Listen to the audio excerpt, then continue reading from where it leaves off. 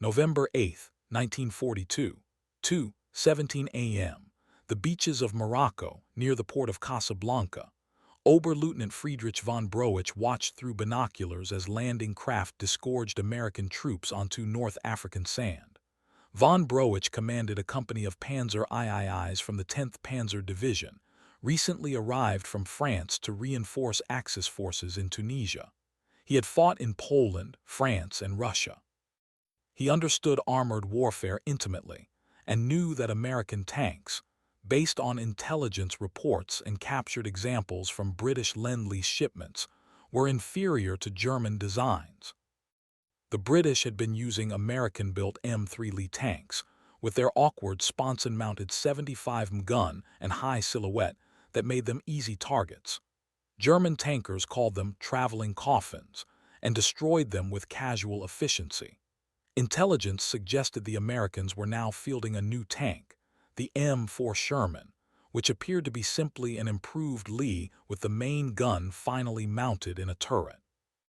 Von Broich studied the shapes emerging from the landing craft in the pre-dawn darkness. They looked blocky, tall, ungainly, like the Lee, but somehow even more awkward. "They've sent us tractors with guns," his gunner, Feldwebel Hans Schmidt, remarked. "Look at the height. We'll knock them out before they get within range." The other crew members laughed. They had destroyed British Crusaders and Matildas, knocked out Soviet T-34s, and overwhelmed French Char B-1s. These American machines, whatever they were, would be no different. German armor had proven superior to everything the Allies fielded. Why would this change now? What von Broich didn't know, what none of the German tankers positioning to contest the American landings understood, was that they were facing not just a new tank, but a new philosophy of armored warfare. The Sherman wasn't designed to be the best tank on the battlefield. It was designed to be good enough, in sufficient numbers, to overwhelm any opponent through sheer mechanical reliability and coordinated firepower. The Germans had built technically superior machines. The Americans had built a system for winning industrial wars. 3 days later, von Broich's company encountered American armor for the first time near Port Lyautey. A formation of 12 Shermans from the 2nd Armored Division advanced down a coastal road, moving with what German observers considered careless disregard for proper tactical deployment. They were bunched too closely, moving too fast, making too much noise. Von Broich positioned his 5 Panzer IIIs in hull-down positions overlooking the road, confident that German gunnery and tactical skill would make short work of these novice American tankers. At 1,400 meters, von Broich ordered his formation to open fire. The opening salvo should have been devastating. 550 armor-piercing rounds, fired by experienced crews, struck 3 of the lead Shermans. Von Broich watched through his optics, waiting for the satisfying explosion of a successful ammunition detonation. Instead, 2 of the rounds bounced off the Sherman's sloped frontal armor. The third penetrated but failed to knock out the tank, which continued advancing, apparently unbothered by being hit. Then the Shermans returned fire. Von Broich had expected wild, inaccurate shooting from green American crews. What he got instead was disciplined, effective gunnery. The 75mm guns spoke with a deeper, heavier sound than the German 50mm weapons. The first round struck von Broich's wingman's Panzer III, penetrating the frontal armor and detonating the ammunition. The tank exploded so violently that pieces of turret sailed 50 meters through the air. The Americans were shooting accurately at ranges that should have been beyond their capability. More importantly, their 75mm guns were punching through German armor that should have stopped them. Von Broich ordered immediate withdrawal, laying smoke to cover the retreat.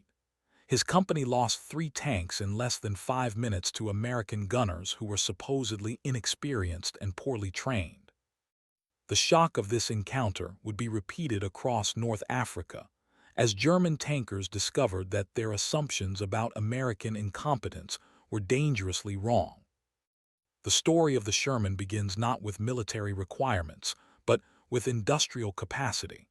In 1940, as France fell and Britain stood alone, The United States Army recognized that war was inevitable and that American tank designs were obsolete.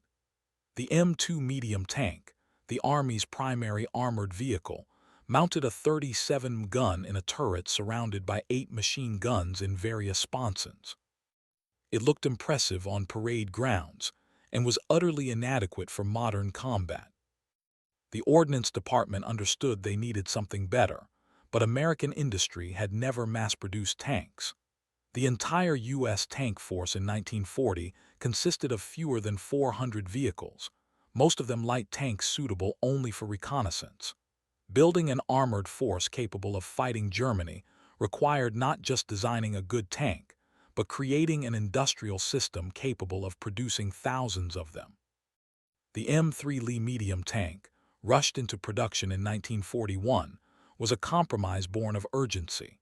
Engineers mounted a 75 gun in a hull sponson because American industry couldn't produce large turret castings quickly. The design was obsolete before the first production model rolled off the assembly line, but it served a crucial purpose. It taught American industry how to build tanks in quantity. By the time the Lee entered combat in North Africa with British forces in 1942, American factories had already designed its replacement. The M4 Sherman emerged from this industrial experience. The Ordnance Department specification was straightforward. Mount a 75 gun in a fully rotating turret, provide armor sufficient to defeat German 50 guns at combat ranges, ensure maximum mechanical reliability, and design every component for mass production by automotive manufacturers with no experience building military vehicles. The result was a tank that prioritized practicality over perfection. The hull was welded or cast, depending on which factory produced it. 5 different plants built Shermans using 3 different engine types: Continental radial aircraft engines, twin GM diesel engines, or Chrysler multibank engines. This part's diversity horrified traditional military planners but made perfect sense for wartime production. Use whatever engines are available, design the engine compartment to accept all of them, and let factories build with whatever they can source. The 75 M3 gun was adapted from a French design, modified for American production. It fired a 15-pound armor-piercing round at 2,030 feet per second, giving it penetration capability against any German tank in service in 1942. The gun could also fire high-explosive rounds effective against infantry and soft targets, making the Sherman a multi-purpose weapon rather than just a tank destroyer. This versatility would prove crucial in actual combat. Armor was 51 on the frontal hull, sloped at 47 degrees to increase effective thickness. This wasn't as thick as German heavy tanks, but it was sufficient to defeat the 50 guns on Panzer IIIs and early Panzer IVs at typical combat ranges. The turret was cast as a single piece, providing 76 of protection on the gun mantlet.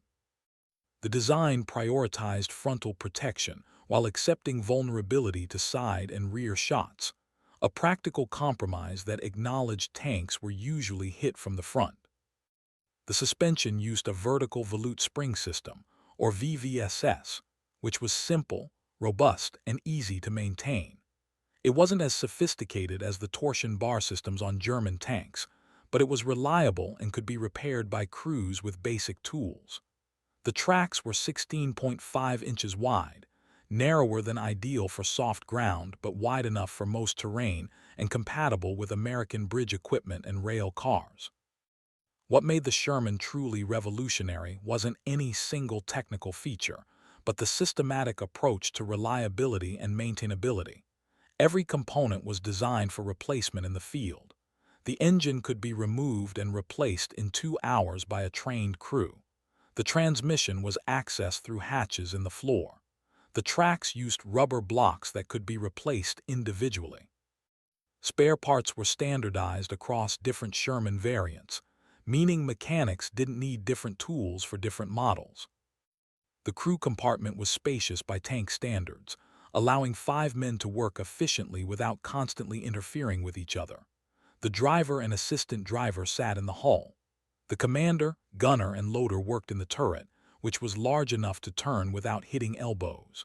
Ammunition storage was wet stowage, with shells stored in glycerin-filled jackets to prevent fires if penetrated. This simple innovation would save countless American lives. Most importantly, every Sherman included a radio, not just receiving capability but full two-way communication. German tanks in 1942 often had radios only in command vehicles, with other tanks communicating through flags or by stopping to shout. Every Sherman could talk to every other Sherman and to infantry and artillery units. This communications advantage would prove decisive in actual combat, allowing American formations to coordinate in ways German units couldn't match. Production began in February 1942 at 11 different manufacturing facilities across the United States. These weren't traditional armories but automotive plants converted to military production. The Lima Locomotive Works built Shermans. The Detroit Tank Arsenal built Shermans. The Fisher Body Division of General Motors built Shermans. The Pressed Steel Car Company built Shermans. By June 1942, American factories were producing 1,000 Shermans per month. By 1943, production peaked at over 2,000 per month. This industrial miracle meant that American forces could lose tanks in combat and replace them within days. A tank battalion that lost half its strength in a battle could be back at full strength within a week. German panzer divisions that lost tanks often went months without replacements. This fundamental difference in industrial capacity would decide the outcome of armored warfare far more than any technical specification. The first Shermans arrived in North Africa in late October 1942, just before Operation Torch, the Allied invasion of French North Africa. American tankers, many of whom had never seen combat, climbed into these machines with minimal training and uncertain confidence. They knew the Sherman was taller than German tanks, making it an easier target. They knew its armor was thinner than the new German Tigers. They knew experienced German crews had been fighting for 3 years, while American crews were lucky to have 3 months of training. What they didn't know was that the Sherman's technical specifications told only part of the story. The real advantages were systematic. Reliable mechanics meant Shermans that started every morning, while German tanks needed hours of maintenance. Standardized ammunition meant supply clerks who could keep guns loaded, while German tankers often rationed shells.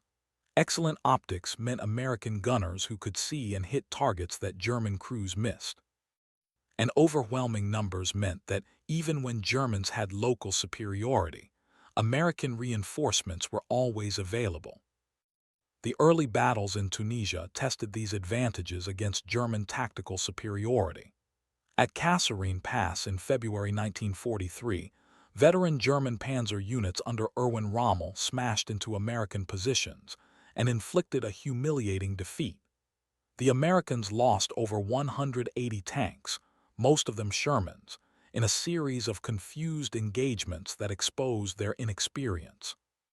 German tankers reported that Shermans burned easily when hit, that American tactics were predictable, and that crew training was inadequate. But Kasserine, though a tactical disaster, revealed something German commanders found disturbing. American tanks that were destroyed were replaced almost immediately. Within days of the battle, fresh Shermans arrived from supply depots. American units that should have been combat ineffective were back in action at full strength. The Germans had won the battle but couldn't exploit their victory because American material superiority absorbed losses that would have crippled any other army. More disturbing was the realization that American crews were learning rapidly. The green units that panicked at Kasserine fought with increasing effectiveness at subsequent battles. American commanders studied German tactics, adapted their own procedures, and shared lessons across units. The Sherman's radio advantage meant that tactical innovations spread quickly through American formations. What worked for one company was transmitted to entire battalions within days. By May 1943, when Axis forces in North Africa surrendered, American tank units had evolved into effective fighting formations. They had learned to use Shermans in coordinated groups, advancing with infantry and artillery support, using superior communications to outmaneuver German tanks rather than outfight them individually. The Sherman's 75 gun, though less powerful than German 88 weapons, proved adequate when multiple Shermans engaged single German tanks simultaneously. German tankers who survived Tunisia and were captured provided valuable intelligence about how they perceived the Sherman. Hauptmann Helmut Rittgen, commanding a Panzer IV company, told interrogators, "The American tank is mechanically superior to ours. It starts reliably, runs for days without mechanical issues, and their crews can repair damage we would need a workshop to fix. The gun is adequate, the armor is reasonable. And there are always more of them. Individual German tanks are superior, but what good is superiority when you face 5 Shermans for every Panzer?" The invasion of Sicily in July 1943 and Italy in September 1943 provided new terrain for testing the Sherman. The mountainous Italian landscape, with narrow roads and limited visibility, should have favored defensive operations by experienced German crews in superior tanks. Instead, the Sherman's reliability and the American advantage in numbers proved decisive. Shermans could advance up mountain roads in columns, knowing that if the lead tank was knocked out, the next one would push it aside and continue. German tanks, fewer in number and often broken down, couldn't sustain this kind of attritional warfare.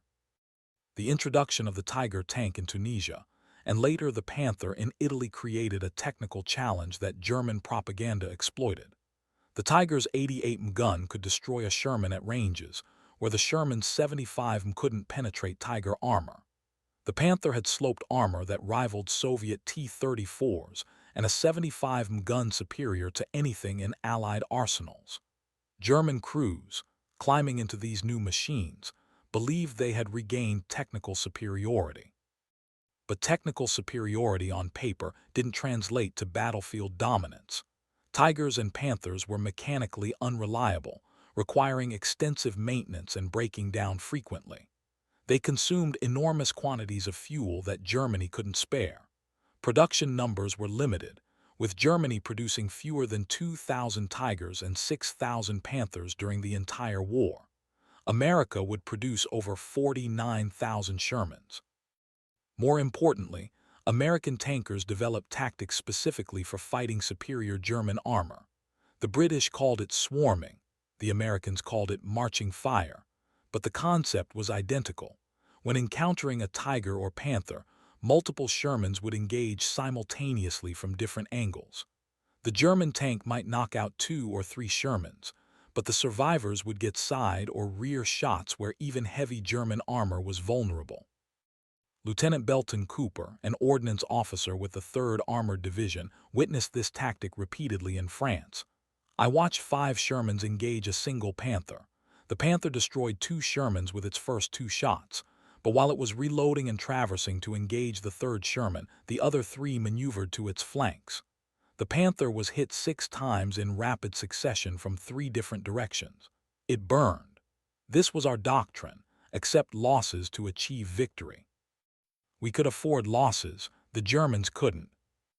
This casualty exchange rate, brutal though it was, reflected industrial reality. America could build 5 Shermans for every Panther Germany produced, so trading 5 Shermans for 1 Panther was economically favorable. The mathematics were cold but decisive. German tank aces might achieve impressive kill ratios, but they were fighting an opponent who could absorb losses indefinitely, while German replacement rates couldn't match combat losses. The Normandy invasion in June 1944 brought this dynamic into sharp focus. Over 2,000 Shermans landed in the first days of Operation Overlord, more tanks than Germany had deployed in the entire French campaign of 1940. The bocage terrain of Normandy, with its high hedgerows and narrow lanes, initially favored German defensive tactics. But American ingenuity produced the Rhino hedge cutter, welded from German beach obstacles, which turned Shermans into mobile bulldozers capable of smashing through hedgerows. German tankers in Normandy reported frustration at fighting an opponent who seemed impossible to defeat strategically. Individual engagements might go to Germany, with Panthers and Tigers destroying multiple Shermans, but operational victory went to the Americans, who replaced losses overnight and maintained continuous pressure. Lieutenant Hans von Luck, a Panzer officer who fought throughout the Normandy campaign, wrote, "We could win every battle and still lose the war." Every morning, American tanks appeared in the same positions we'd cleared the day before. We destroyed them and more appeared. It was like fighting the ocean. The Sherman's mechanical reliability proved crucial in Normandy's extended campaign. German Panthers and Tigers often broke down after just a few kilometers of movement, their complex drivetrains failing under the strain of combat operations. Shermans, with their simpler mechanical systems, operated for days without maintenance. American tankers joked that German tankers spent more time fixing their tanks than fighting them. German veterans acknowledged this was essentially accurate. The quality of American optics gave Sherman crews an often overlooked advantage. The M4 periscope and M71D telescope provided excellent visibility and target acquisition. German tankers, despite having superior guns and armor, often couldn't exploit these advantages because they couldn't see targets as quickly or clearly as American crews.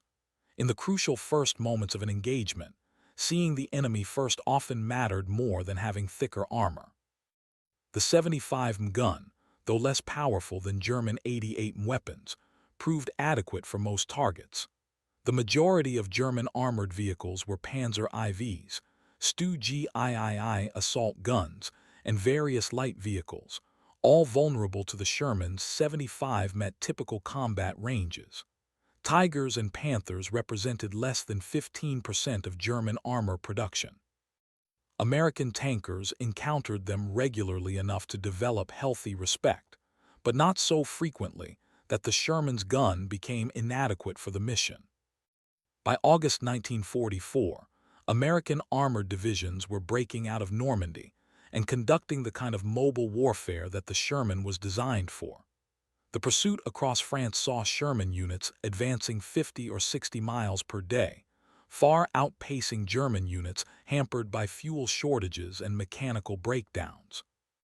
German rearguard units, even when equipped with superior Panthers and Tigers, couldn't stop American advances because they couldn't maintain defensive positions long enough to matter. The Battle of Aracourt in September 1944 demonstrated Sherman effectiveness in mobile warfare. The 4th Armored Division, equipped with Shermans and new 76mm armed variants, engaged the 5th Panzer Army in a 2-week battle that saw over 260 German tanks destroyed for the loss of roughly 40 American tanks. German forces included Panthers and Panzer IVs operated by experienced crews, yet they were systematically defeated by American forces that used superior coordination, tactical intelligence, and sheer numerical advantage. Colonel Bruce Clark, commanding Combat Command A of the 4th Armored Division, described the battle. "The Germans fought well, but they were predictable. They'd attack, we'd identify their axis of advance, concentrate forces, and destroy them piecemeal. Our radios meant we could coordinate battalion-level responses in minutes. They needed hours to achieve the same concentration. By then, we'd already repositioned. The Sherman wasn't the best tank gun for gun, but it was the best tank for the kind of war we were actually fighting." The introduction of the 76mm gun on later Sherman variants addressed the penetration issues against heavy German armor. The M176mm gun could penetrate Panther frontal armor at reasonable combat ranges and Tiger side armor at typical engagement distances. These upgunned Shermans began reaching frontline units in late 1944, providing American tankers with improved capability against Germany's heaviest tanks. But even the 75mm armed Shermans remained effective through war's end, not because they were technically superior, but because American doctrine emphasized combined arms coordination that maximized the Sherman's advantages while minimizing its weaknesses. Tank destroyers like the M10 and M18 provided heavy anti-tank capability. Artillery could be called on any Sherman's radio. Air support was often available within minutes. The Sherman didn't fight alone. It fought as part of a system designed to overwhelm opponents through coordination and numbers. The Battle of the Bulge in December 1944 tested American armor doctrine under the worst possible conditions. German forces achieved complete surprise, attacked in weather that grounded Allied air support, and employed their best remaining units, including numerous Panthers and Tigers. Initial German success seemed to vindicate the superiority of German tank design. American units were overrun, Shermans were destroyed in large numbers, and German propaganda celebrated victories over American armor. But the Battle of the Bulge ultimately demonstrated why the Sherman's systematic advantages mattered more than individual technical superiority. American armor units that were shattered in the first days of the offensive were reconstituted within a week. Replacement Shermans arrived by train and truck from depots in France. Fresh crews were integrated into depleted units. Within 2 weeks, American armored strength in the Ardennes exceeded pre-battle levels despite heavy losses. Germany, by contrast, had committed irreplaceable reserves to the offensive. The Panthers and Tigers destroyed in the Bulge couldn't be replaced. The fuel expended couldn't be replaced. The experienced crews killed couldn't be replaced. By January 1945, when the Bulge was eliminated and Allied forces resumed their advance into Germany, the Wehrmacht's armored strength was permanently crippled. The German offensive had traded irreplaceable assets for temporary tactical success, a strategic blunder that accelerated Germany's defeat. SS Obersturmbannführer Jochen Paper, whose armored battle group spearheaded the German advance in the Bulge, was captured after the battle and interrogated about German perceptions of American armor. His assessment was grudging but honest. The Sherman is not the best tank, but it is good enough, and that may be more important. A Tiger is superior to a Sherman in every technical measure. But what good is superiority when one Tiger faces 5 Shermans? We destroyed many American tanks, but they always had more. We lost tanks we could never replace. This is not a war of quality. It is a war of quantity, and they have won. The final campaigns in Germany from January to May 1945 saw Sherman units advancing against disintegrating German resistance. By this point, German armor was scarce, fuel was nearly non-existent, and crew quality had declined as experienced tankers were killed or captured and replaced by boys with minimal training. Shermans that had once faced formidable opposition now encountered German tanks abandoned for lack of fuel or destroyed by their own crews to prevent capture. American tankers who survived the war developed complex feelings about the Sherman. They knew it wasn't the best protected tank, as the casualty rates demonstrated.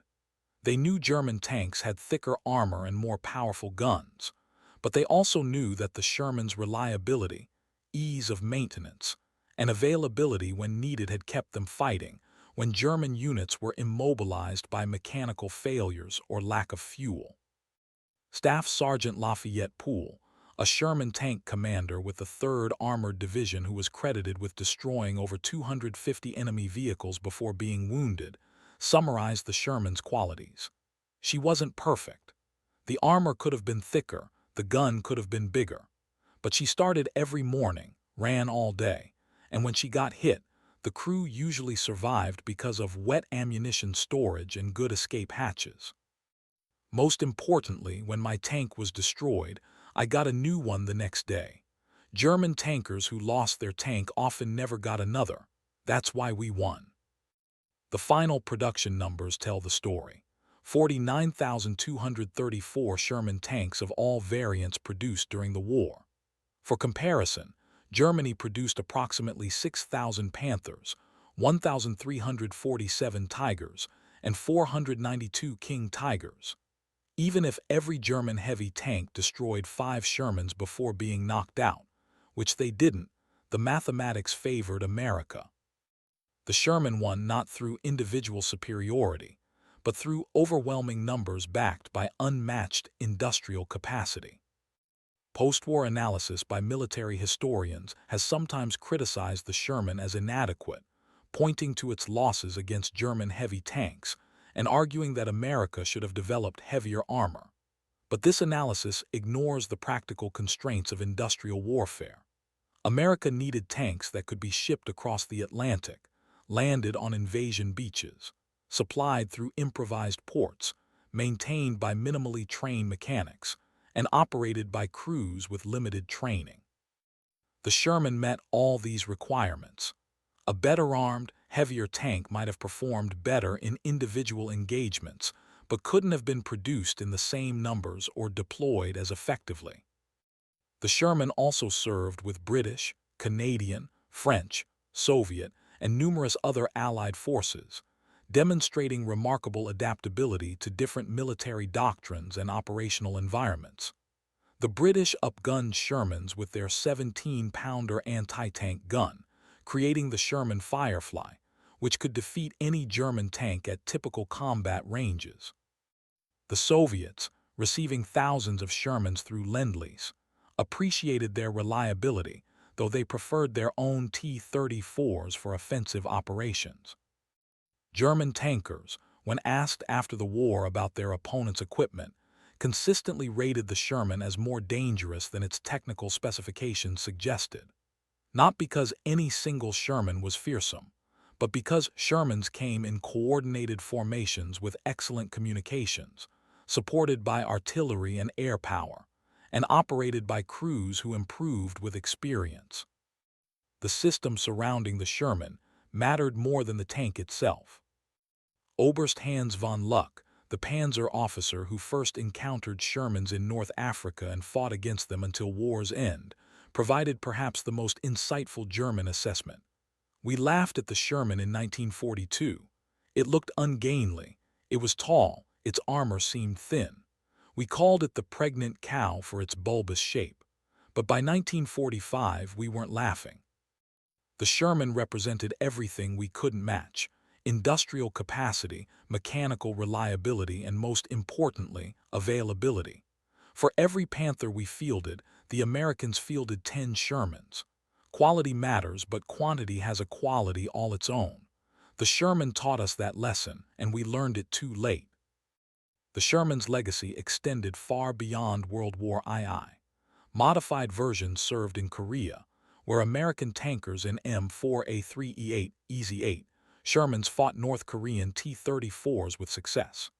Israeli Shermans, upgunned with French 75 and later 105 guns, fought in multiple Arab-Israeli wars through 1973.